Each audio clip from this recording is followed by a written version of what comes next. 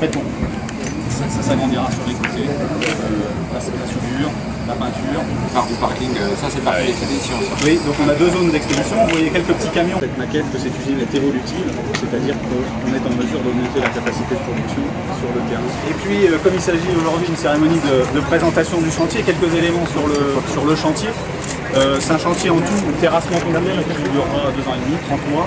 La philosophie du groupe PSA, c'est de produire en local ce que nous vendons en local. Et donc, dans le local, ici, il faut comprendre Afrique et Moyen-Orient.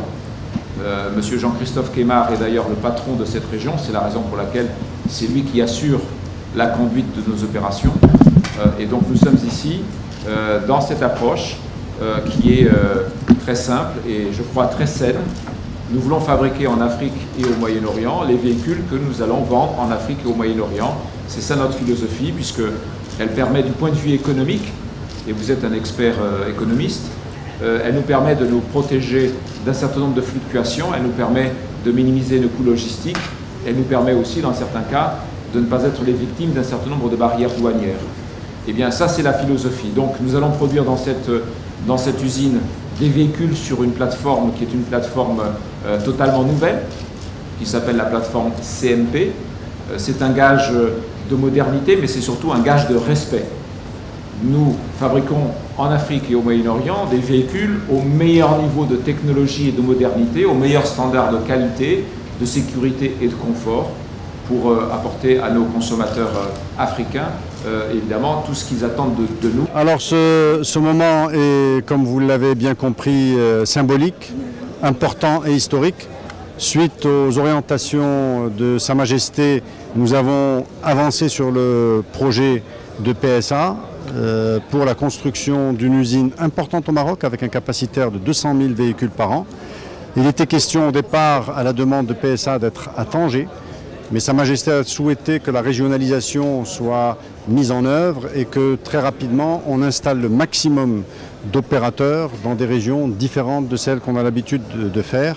Et donc est venue la proposition sur Kenitra qui a été faite à Sa Majesté et qui a donné son accord. Voilà un projet qui est en route, qui marche très bien, avec 3500 emplois directs et 20 000 emplois indirects. Nous nous attendions à ce qu'il démarre un peu difficilement, mais il n'en est pas le cas. C'est pas le cas. Aujourd'hui, le projet est absolument et exactement dans la perspective de ce qu'on avait prévu en termes de timing. Donc ça se passe très bien. Quant aux équipementiers dans le cadre de l'écosystème qui est tout autour, eh bien, la zone qui est en face est déjà attribuée à plus de 70%. Et la première voiture qui va sortir de chez cette usine Peugeot, aujourd'hui, elle est déjà à 60% de taux d'intégration et nous avons l'intention d'aller au-delà. C'était les grands objectifs que nous nous sommes fixés et voilà, alhamdoulilah, aujourd'hui les résultats sont là. C'est un parc industriel plus qu'une usine, donc c'est très important.